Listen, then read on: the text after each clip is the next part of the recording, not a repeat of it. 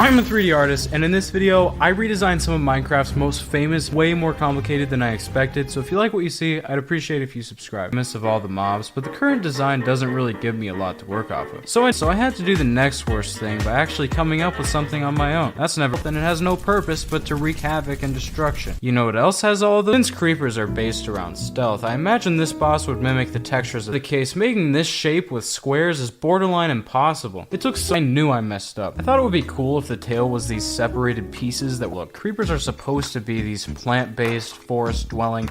They had metal plating and technological details around the face, the body, and I kept going, adding detail after detail, but it wasn't until it was one crucial trait that I had overlooked this entire time. The point is, the obvious one. Defeating the boss results in a massive explosion, devastating the entire... With that, the creeper boss is complete, and I think it's pretty cool, but it doesn't matter what too much time into that first boss. But you know what else would be a good place to sink your time? About too long, it's a free open world RPG on this massive continent. Go check it out into things. But it may surprise you to know that I actually appreciate art that is, and so with all this great art, a good storyline, engaging gameplay, and its free lines, events, characters, items, it's the gift that keeps on giving. The new guy first, use my link in the description to get the game for free. The next mob I wanted to redesign was the next best thing, which is of course asking you guys to come up with one for me. Unfortunately, suffering. But then I realized that's kind of what this channel is in the first place, so I decided to do it anyway. Time to draw some enderman?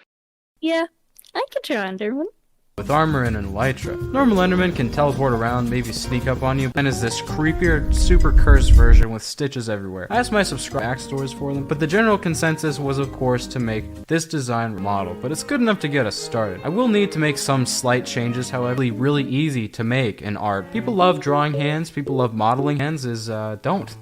Go do anything else, actually. Go outside. A lot easier to model. It turns out Enderman with feet is pretty cursed, but I guess that's kind of craft Enderman are based loosely on Slenderman, so leaning into that for the drawing was from the ceilings, climb up walls, and crawl around super fast. The model's looking good. Precisely measure and align the pixels of a texture onto every single... That sounds like something that there's a way better way to do that. Well, check out this cool button if I knew that earlier. Remember when I said hands are impossible to get right? Let's talk about head. It has no goal but to bring destruction and mayhem wherever it goes. It's with 3 pixels here, and it is not translating. I tried every pixel combination to try yet. You see, if I double the size of the boss, I also get double the match actual high-resolution imagery. I'm proud of it. But unfortunately, it doesn't matter.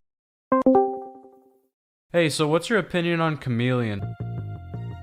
That is terrifying. I was not impressed. The tail is really cool. I like the little runes on it. I guess I want F out of 10 because I want to know more. I want to know why I like it. To be honest, a lot of the stuff I build has no backstory, and then at the end,